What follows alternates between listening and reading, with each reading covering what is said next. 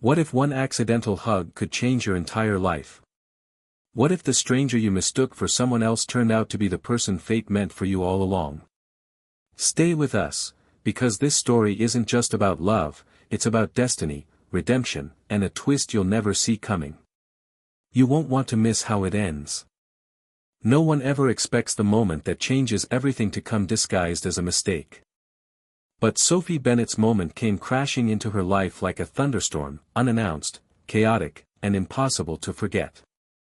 The arrivals hall at Heathrow Airport was a symphony of human noise, shouts of joy, rolling suitcases, phones ringing, announcements echoing through high ceilings. Sophie stood rooted in place, her fingers twisting the strap of her worn-out canvas bag, her eyes darting toward every tall man in uniform. Her heart felt like it was balancing on a wire. Noah was coming home. After 12 months deployed overseas. After radio silence, missed birthdays, and sleepless nights.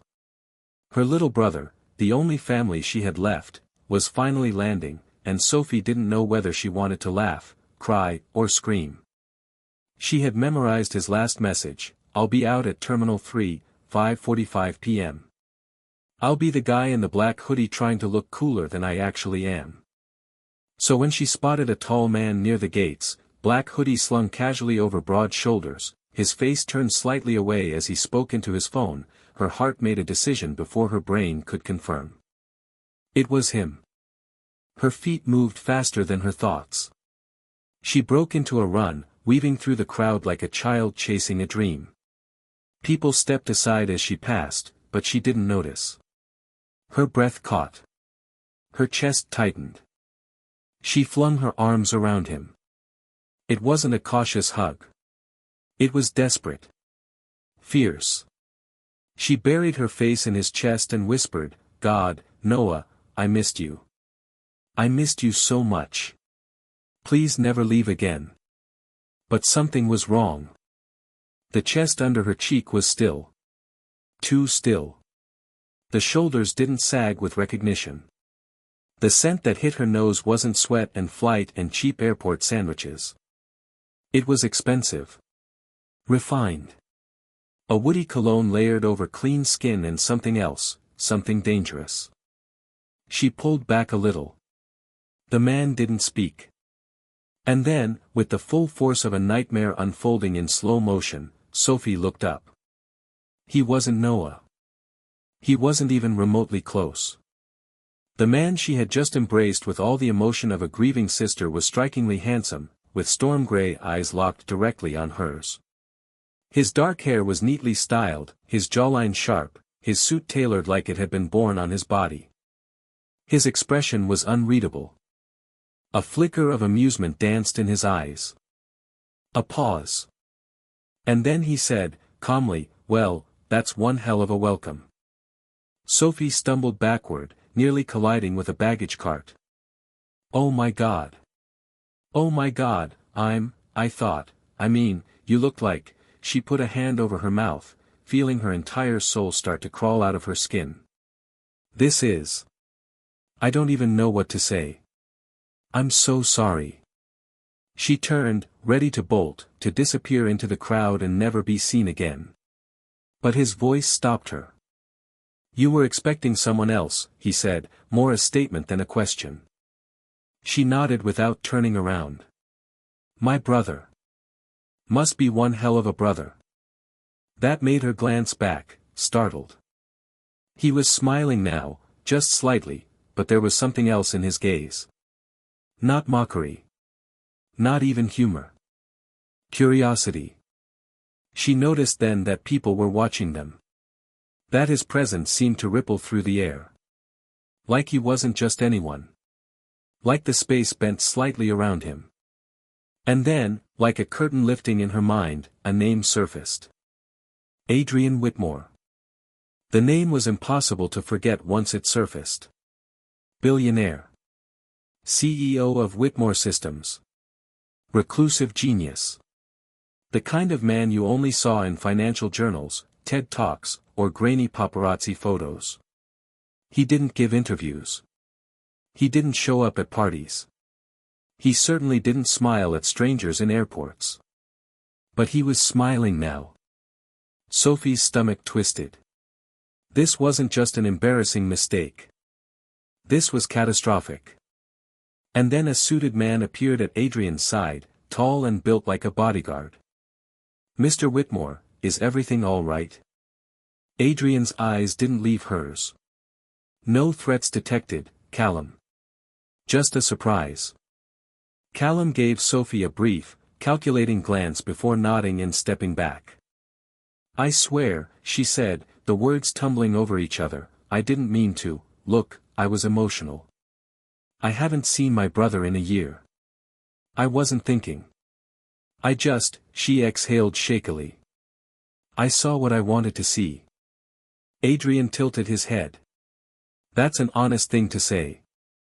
"It's a stupid thing to do." He shrugged slightly. "Maybe. But it's also human." She looked at him fully now, unsure what to make of the strange tension lingering between them. He wasn't letting the moment go. Not with ridicule. Not with judgment. In fact, if she wasn't mistaken, he looked intrigued. And that scared her more than anything. She heard the next wave of arrivals being announced. And then, finally, her eyes landed on the real Noah. He was stepping into the terminal, dragging a duffel bag behind him, his grin wide the moment he spotted her. "Excuse me," she mumbled. "I need to go hug the right guy this time." Adrian stepped aside, but not before leaning in just slightly. "For what it's worth," he said in a voice so low it barely reached her ears, "that was the most honest contact I've had in months." She blinked, but he was already walking away, his bodyguard falling into step beside him, the crowd parting for them as if by instinct. When Sophie finally reached Noah and hugged him for Real, her hands still shook. But it wasn't the reunion that lingered in her mind as they rode the train back into London. It was that cologne. That voice. That man. And the way a single, misguided hug had left her world tilted just slightly off-center. She told herself it was a fluke. A moment that would dissolve in memory. She was wrong. It had been 5 days since Sophie Bennett had thrown herself into the arms of the wrong man, and she was still losing sleep over it.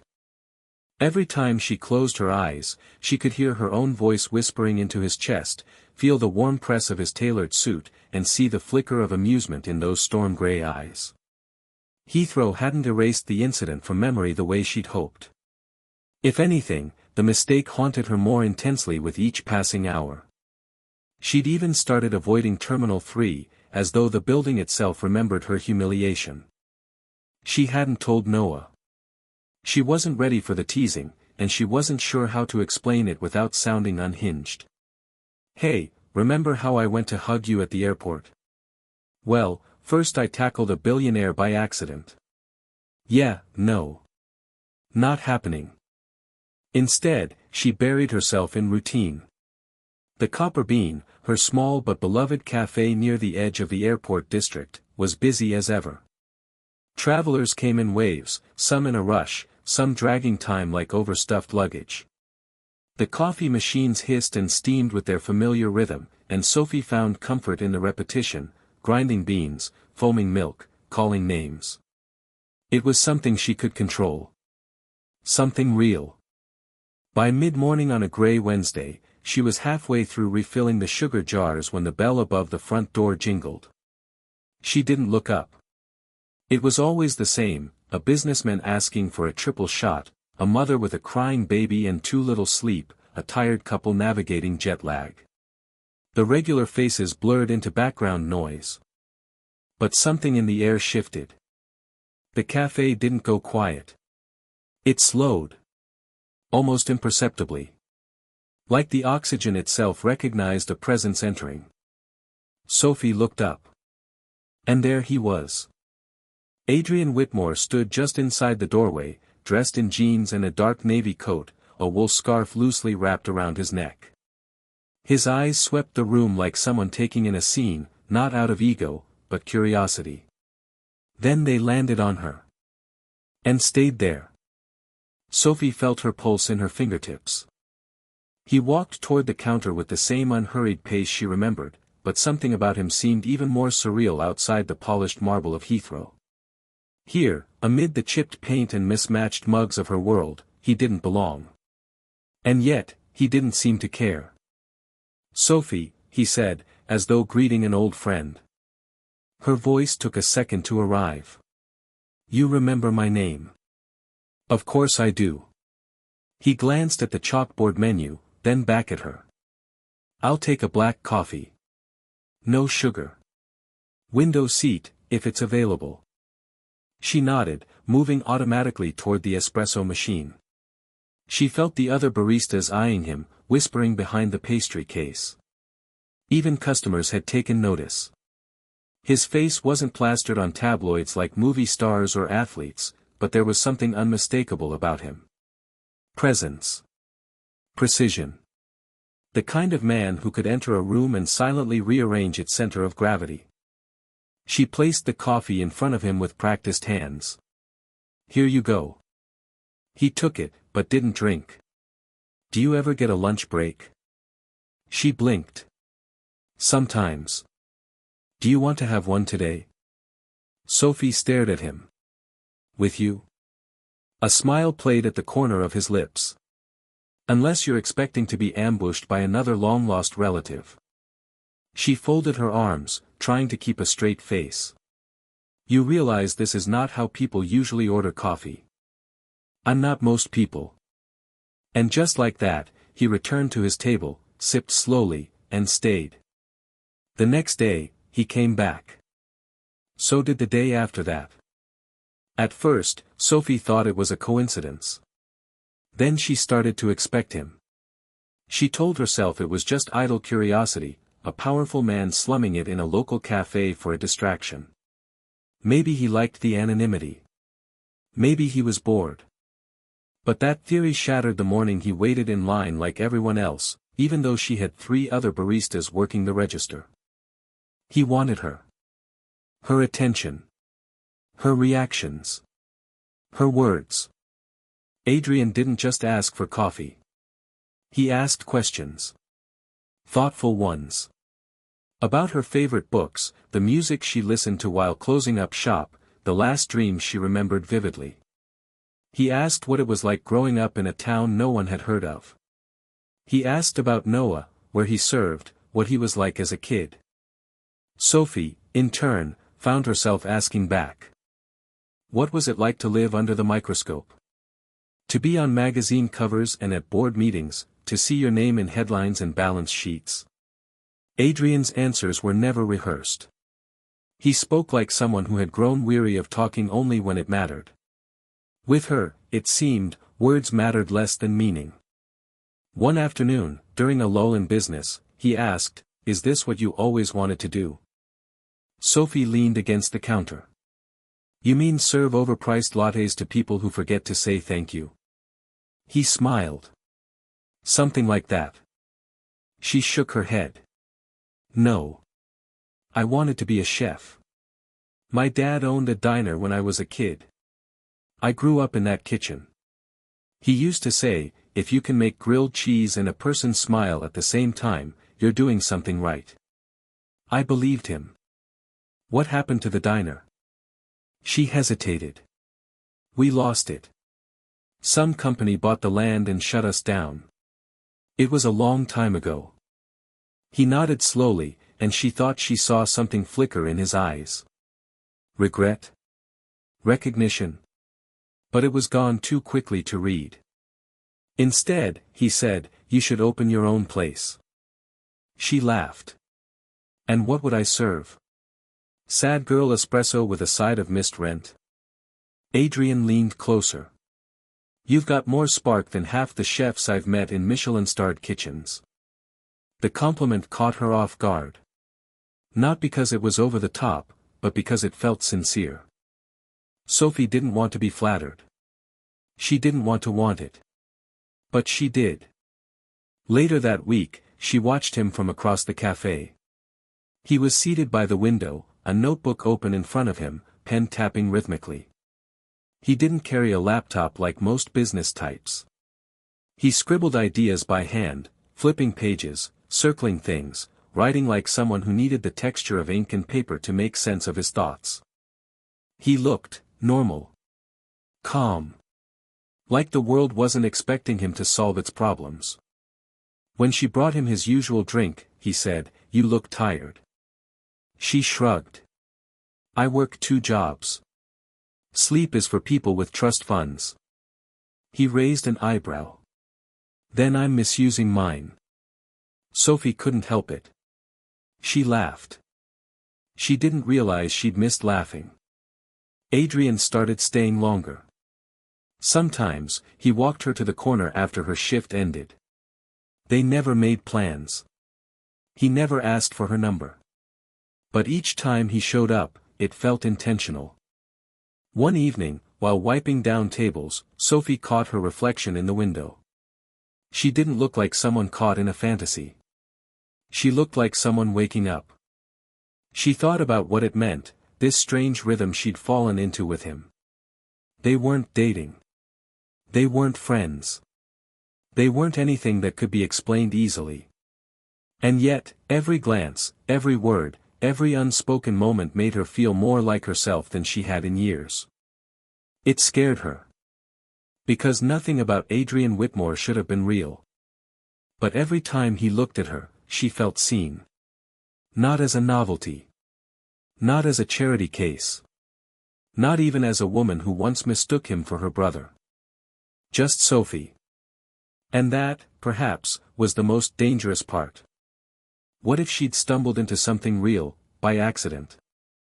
What if fate had a twisted sense of humor? And what if, just maybe, he wasn't the only one returning to the Copper Bean for more than just coffee? Sophie had never seen Noah collapse before. Not like that.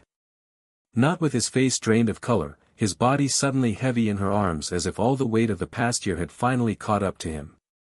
She'd called the ambulance with trembling fingers, her voice steadier than she felt, the way it always was when the people she loved were in danger. Later, in the harsh lights of the hospital, surrounded by antiseptic smells and ticking monitors, a doctor in a crisp white coat had spoken the words she never expected to hear. A congenital heart defect. Missed in previous screenings. Made worse by the stress of deployment. Surgery recommended. Expensive. Urgent. Sophie nodded through the explanation, her arms locked across her chest like a shield. The numbers the doctor quoted didn't sound like real money. They sounded like doors slamming shut. She had some savings, yes, but barely enough to cover a few months' rent, let alone a major operation. And the world didn't pause for medical emergencies. The rent was still due. Groceries still needed to be bought. Coffee still had to be poured for customers who didn't know or care that her world had started falling apart. She didn't tell Adrian. She didn't plan to. He wasn't part of that world, her world. He belonged to a universe where private doctors arrived in black cars and medical bills didn't even reach his inbox. She didn't want his sympathy.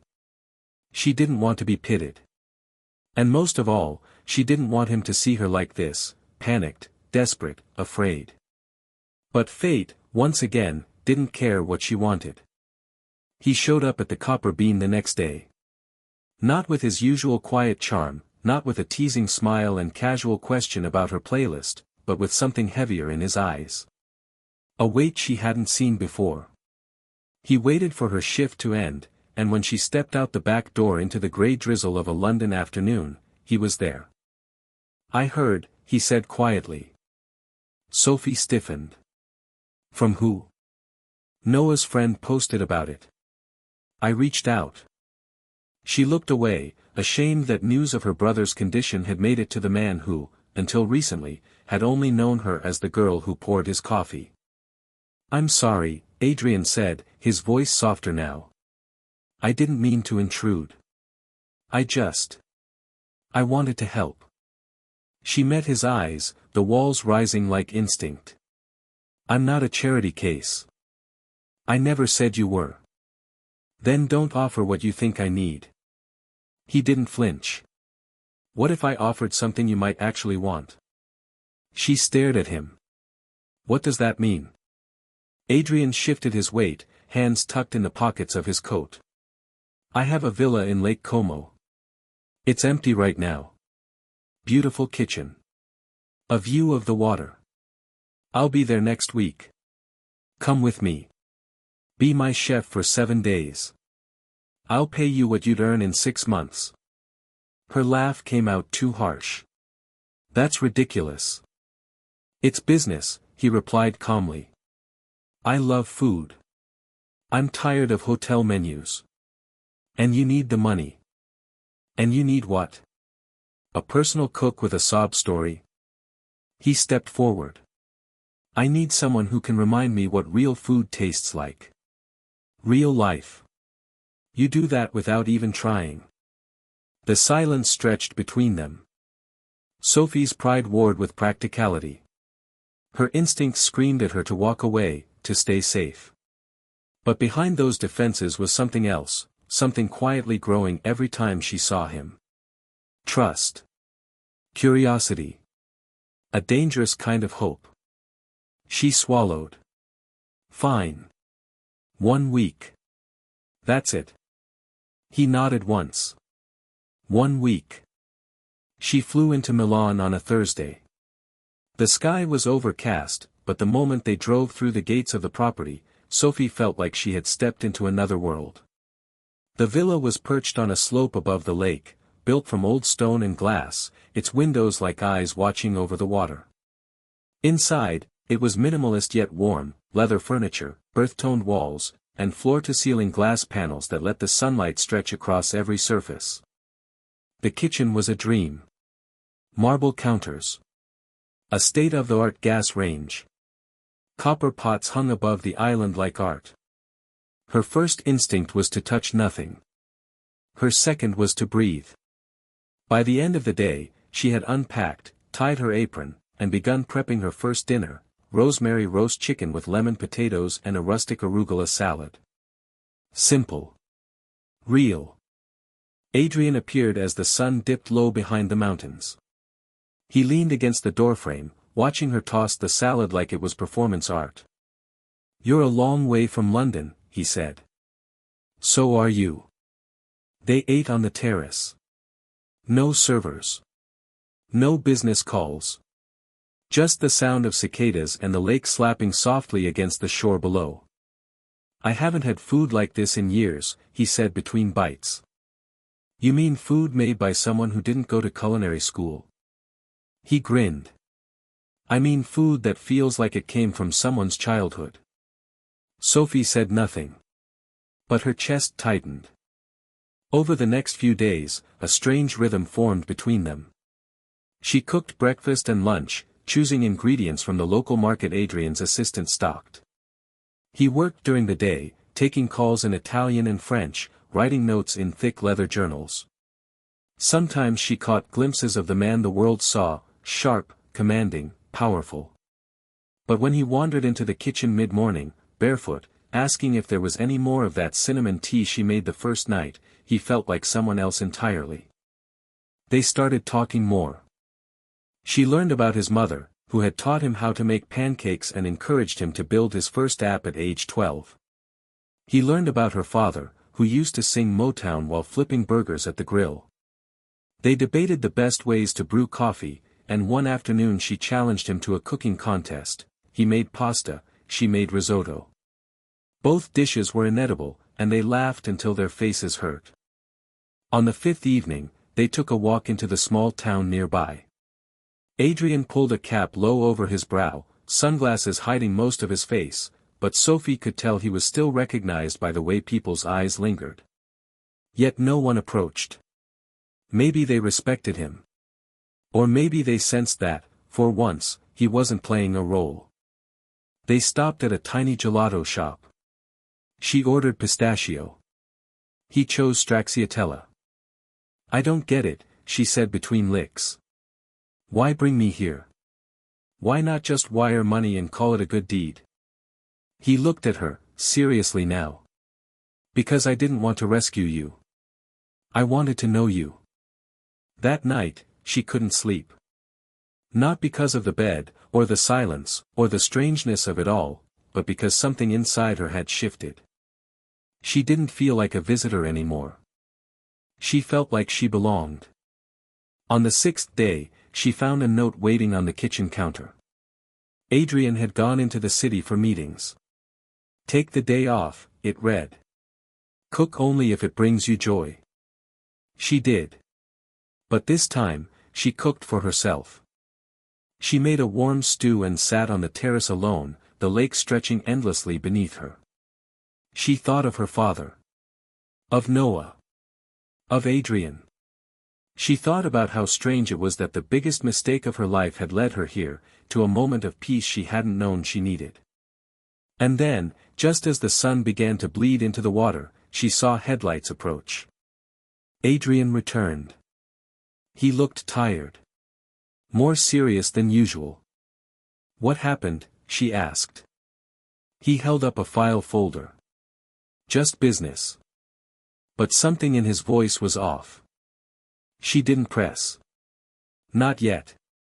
Instead, they made dinner together, stuffed peppers and garlic bread, a strange combination that tasted better than it should have. They opened a bottle of wine. Talked until midnight. When they parted, she felt his hand linger at the small of her back. Thank you, he said. For what? For reminding me what real feels like. The word stayed with her long after she closed her door. But the next morning, everything would change. And Sophie Bennett would realize that stepping into someone else's world always came with a cost.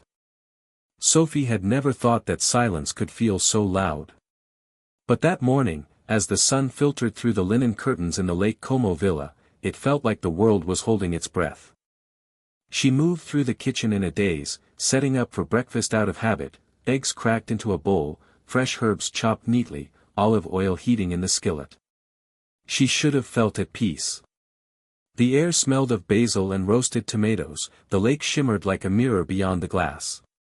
But something gnawed at her from the inside. A discomfort she couldn't name. Adrian hadn't come down yet. He had returned from Milan late the previous night, quieter than usual. His kiss on her cheek, a first, had been soft, hesitant, but it lingered. She'd felt the pressure of it even after he'd gone to bed. And now, as she stirred the eggs and tried not to overthink, she noticed something she hadn't seen before. A folder. Left carelessly on the breakfast table. She didn't mean to snoop. It was right there. She didn't even think, not until her eyes fell on the bolded title across the top of the exposed page, Bennett Acquisition, Internal Property Restructure. Her heart froze. Her name was right there. Not just her name, her father's. Her breath caught as she flipped the page. Maps, signatures, timestamps. Legal jargon. The sale and subsequent shutdown of a small restaurant. A diner in Oregon. Her family's diner. Her entire childhood printed in black and white like it was nothing more than a line item on someone's spreadsheet. She sat down hard, as if her knees couldn't hold her up anymore. It wasn't just that Adrian was rich. She had always known that. It wasn't even that his company, Whitmore Systems, was involved in real estate as well as tech. What shattered her was the sudden, visceral realization that the man she had just begun to trust, maybe even feel something deeper for, had been a silent force in the dismantling of her past. The moment she heard his footsteps approaching, she turned the folder so he could see it. His expression shifted the second he registered what she was holding. Sophie. Did you know? Her voice was barely above a whisper, but it carried the weight of a scream buried beneath skin. He looked away, jaw tightening. I didn't know until yesterday. I swear. But this is your company. Yes. But I don't oversee every acquisition. I have teams. Legal advisors. Analysts. They're the ones who. They're not the ones who sign the checks, she cut in, rising to her feet. You're the face on every article. You're the one everyone blames, or thanks. You get the glory, Adrian. You also get the blame. He didn't defend himself right away. Instead, he looked at her as if he wanted to reach for her but knew better. It wasn't personal, he said finally. She laughed, a bitter sound that didn't belong in the kitchen that had held so much warmth just yesterday. It wasn't personal to you. But to me? It was everything. That diner was my father's entire life. It was the last thing we had before he got sick. And it was taken from us like we were just numbers on a spreadsheet. I didn't know, he said again. If I had, What? She snapped. You would have left it alone. You would have thrown me a favor like I was a charity case. You would have, what, Adrian? What would you have done? He went quiet. And that silence? That hurt more than anything he could have said.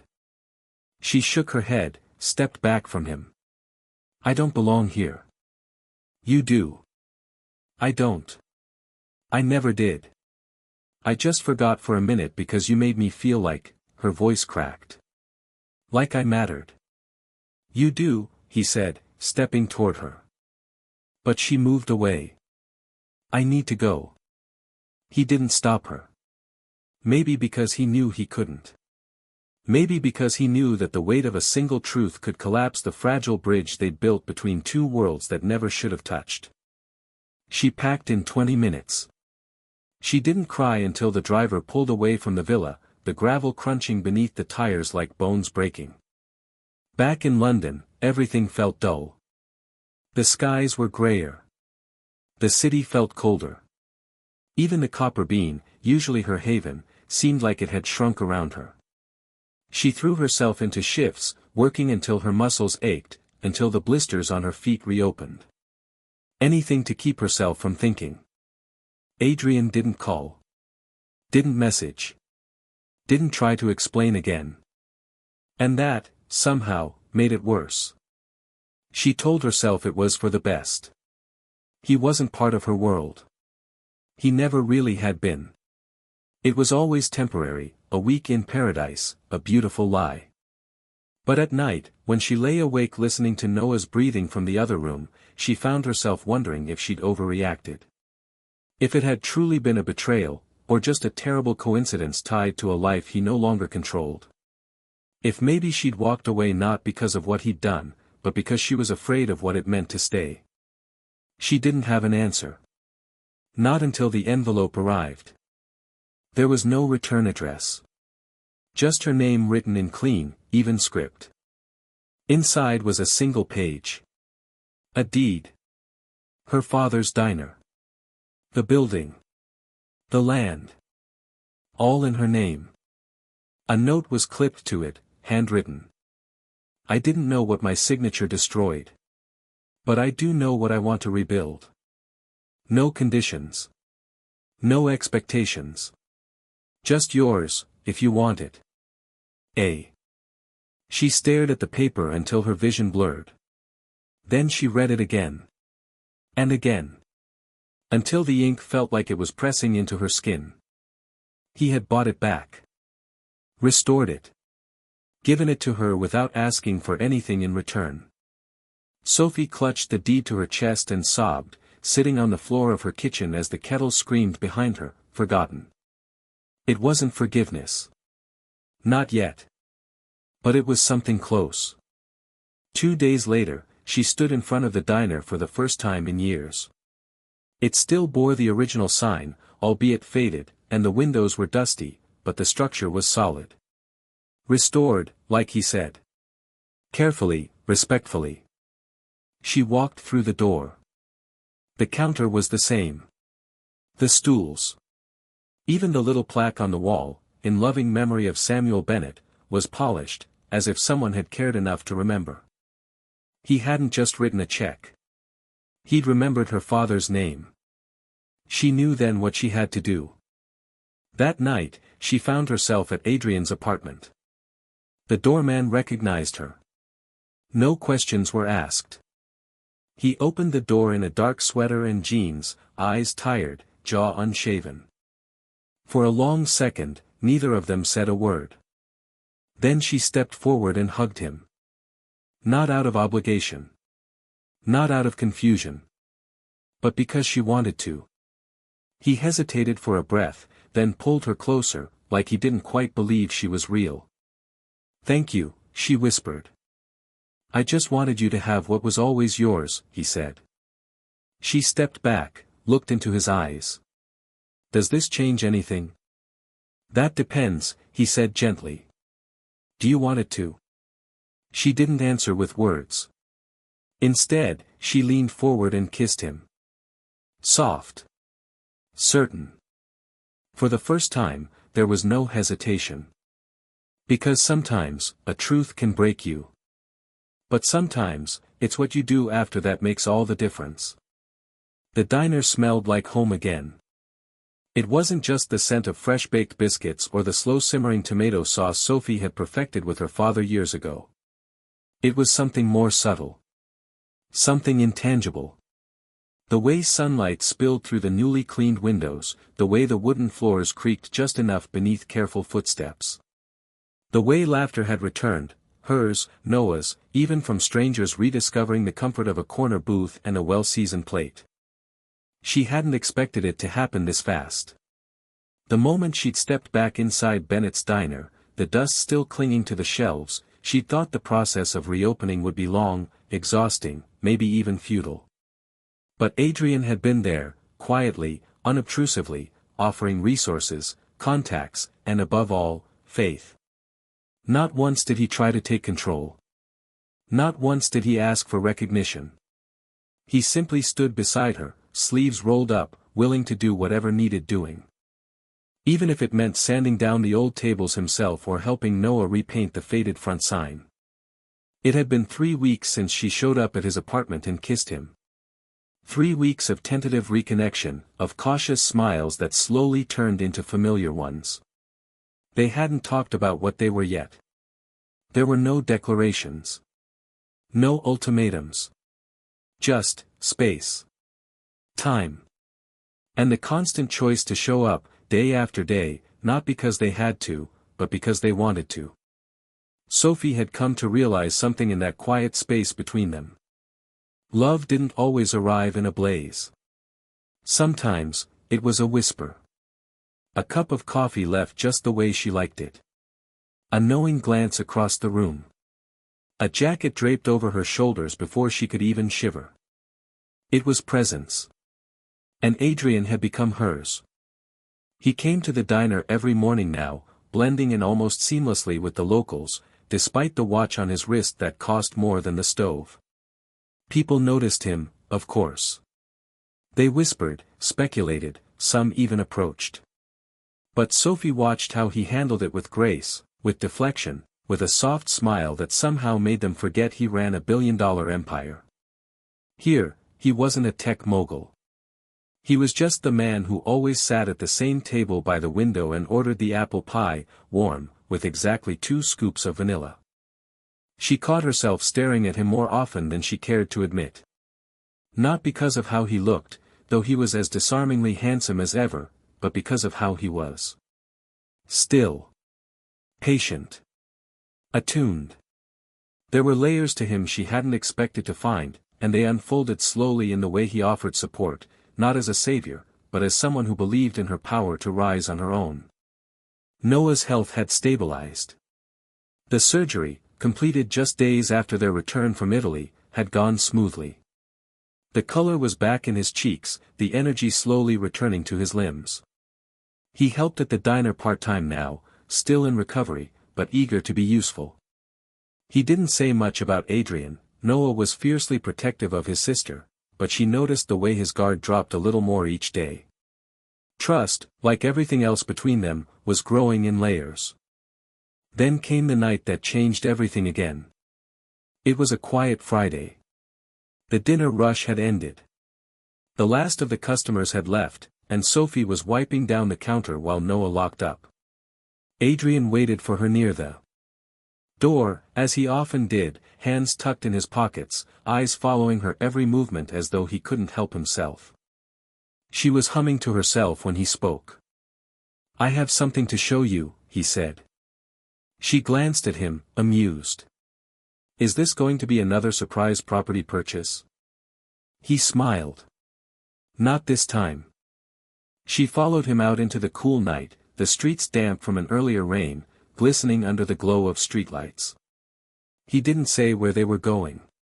Just walked beside her in silence, a quiet anticipation building between them. It wasn't far, just a few blocks from the diner. But when he stopped in front of a small brick building with arched windows and a for lease sign recently removed, her breath caught. The lights inside flickered on. He pulled a key from his pocket and handed it to her. "What is this?" she asked, her voice already cracking. "Your dream," he said simply. "Or at least, the next chapter of it." She stepped inside slowly, the scent of fresh paint still lingering in the air. The space was open, airy, with a large island in the center and rows of empty shelves lining the walls. A kitchen studio. A place to teach. To create. To build something beyond survival. Her hands trembled slightly as she turned back to face him. "Adrian, There's no catch," he said. "No strings. This isn't about what you owe me. It's about what you deserve. And what I see when I look at you." She blinked back tears, completely overwhelmed. "You didn't have to do this." "I know," he said. "But I wanted to." And that was when she knew. This man, this infuriating, brilliant, gentle man, was no longer just a part of her story. He was the beginning of every new chapter she wanted to write. They kissed beneath the faint light of the entryway, a kiss that wasn't rushed or desperate. It was grounding. A promise. Weeks passed, and with them came growth, momentum, and the kind of quiet joy Sophie never thought she'd have. Her cooking studio opened in the spring, drawing in locals and tourists alike. She started with beginner classes, comfort food, handmade pasta, the basics of flavor. The joy of watching people fall in love with food the way she had as a child filled her in a way she hadn't felt in years. Adrian visited often but never hovered. Sometimes he joined a class as a student, apron tied wrong, chopping herbs like he was afraid of them. She teased him mercilessly. He always smiled wider when she did. And then came the question. Not with flash. Not with cameras.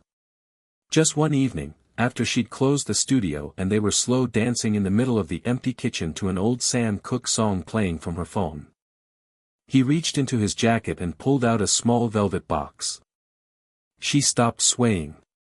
"Adrian. I know we're building this slowly. I know we've come a long way and have even further to go. But I'm done wondering what this could be." He opened the box. Inside was a simple ring. No huge diamond, no exaggerated sparkle. Just a slender band, delicate, personal, hers. "I don't want perfect," he said. "I want real. I want you. And I want to keep building something that feels like us. Will you marry me, Sophie Bennett?" She didn't hesitate. Yes. The wedding came that summer. They chose Napa Valley, not because it was fashionable, but because it felt like the right kind of sacred. Vines curled around wooden beams, soft light filtered through trees, and the guests were only the ones who mattered. Noah stood by her side, proudly reading a speech he'd written with trembling hands. Adrian's voice cracked when he spoke his vows, and Sophie had never loved him more for it. They danced under string lights and a violet sky. There were no reporters, no gossip columns, no noise from the outside world. Just laughter, clinking glasses, a few tears, and the kind of stillness that comes when you know, deeply, that you're exactly where you're meant to be. Months passed. The diner thrived. The studio flourished. Their life wasn't extravagant. It wasn't defined by luxury or perfection. But it was full, of morning coffee rituals, late-night recipe testing, spontaneous road trips, shared silence, and shared purpose. And whenever people asked how they met, Adrian always smiled and said, "She mistook me for someone else, and I've been trying to live up to him ever since." Sophie would roll her eyes and kiss his cheek. But secretly, she knew the truth. She hadn't mistaken him at all. She'd just seen who he could be, before even he had. And that was where their story began. Not with a grand gesture. But with a hug. A mistake. A moment. And everything that came after. When we first met Sophie Bennett, she was just a girl in a crowded airport terminal, tired, anxious, full of love and fear, waiting for her brother to walk through the doors. She wasn't anyone famous. She wasn't rich, powerful, or extraordinary in the way the world defines it. She was simply human. A sister. A survivor. A soul carrying too much for someone her age. And in one desperate, unfiltered moment of emotion, she did something we've all done in some form. She reached for what she thought she needed. She hugged a man she believed was her brother. Only, he wasn't. He was Adrian Whitmore. The Adrian Whitmore. Billionaire. Tech genius. Known for changing the digital world. Not known for being touched, literally or emotionally, by anyone. What happened next wasn't just a story about mistaken identity or awkward romance. It was the first domino in a chain reaction neither of them saw coming.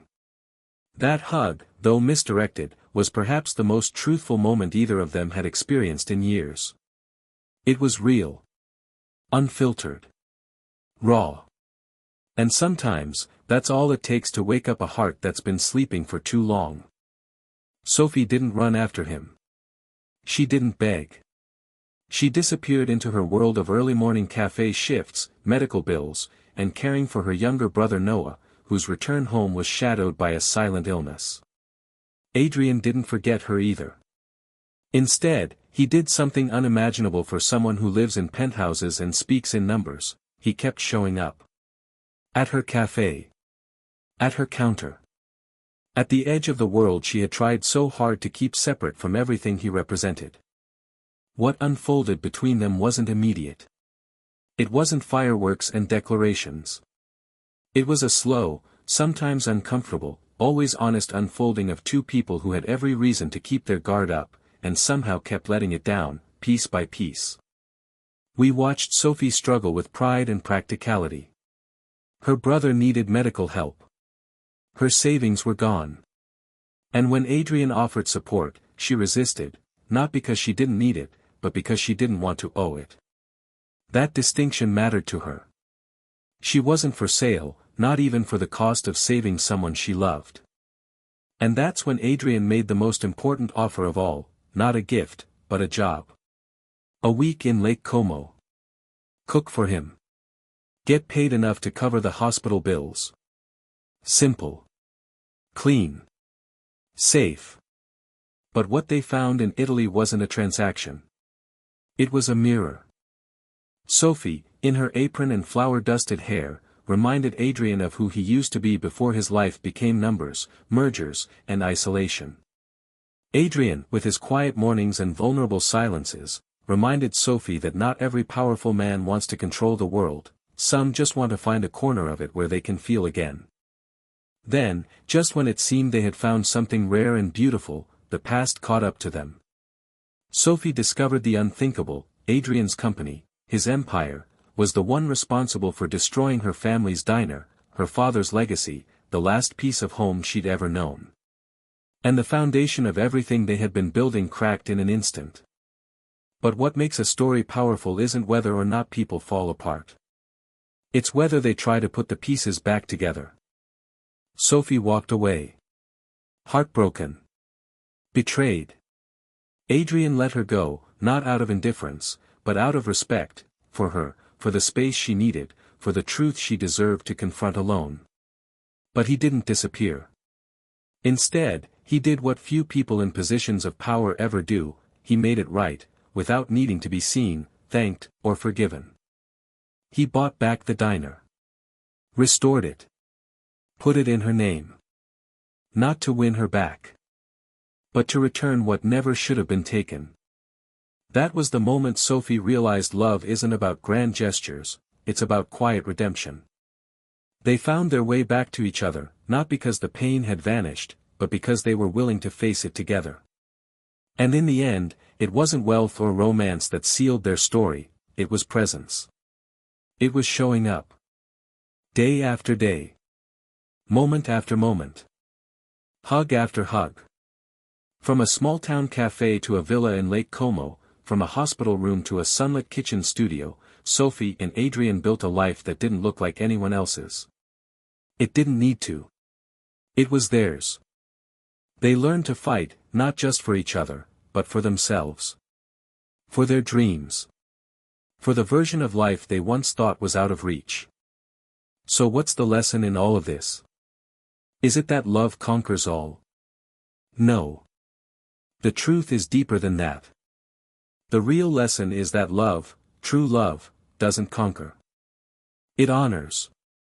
It respects. It waits. It listens. It gets messy. It gets uncomfortable. It digs into the parts of us we'd rather keep hidden. And when done right, it doesn't rescue us, it reminds us that we were always strong enough to stand on our own, even if we forgot how. Sophie didn't need Adrian to save her. And Adrian didn't need Sophie to worship him. They needed each other to see one another. As they were. As they could be. In today's world, where so many of us wear masks, online, at work, even with people we love, this story reminds us of the power of being real. Of showing up, unfiltered, in all our flawed humanity. And maybe that's what we can all take from this. We've all been Sophie at some point, scared, proud, tired of being disappointed. We've all been Adrian, lost in success, wondering if anyone will ever love us without conditions. So what if, just for today, we dropped the act? What if we told the truth first? What if we hugged someone, literally or metaphorically, not because we were sure of who they were, but because we were sure of who we were in that moment? This story began with a mistake. A hug that wasn't meant for him. But what came after was more intentional, more authentic, and more enduring than either of them could have planned. And maybe that's the magic of life. The best things often come wrapped in the most unexpected packages. So the next time you feel like you've messed up. The next time you say the wrong thing, hug the wrong person, walk into the wrong room, or fall for someone who seems far too out of reach. Pause. Breathe. And ask yourself. What if this is the beginning of everything? Because sometimes, the wrong door opens to the right life. Thank you for following Sophie and Adrian's journey all the way to the end. Their story is a reminder that you don't have to be perfect to be loved. You just have to be true, to your past, your hopes, and your heart. And if this story moved you even a little, if you found yourself smiling, crying, or holding your breath, please consider subscribing to our channel. Your support helps us create more stories that connect, inspire, and remind us that love, in all its flawed, wild, beautiful forms, is still worth believing in. So stay with us. There's more to come. And just like Sophie and Adrian, you never know what one unexpected moment might lead to next.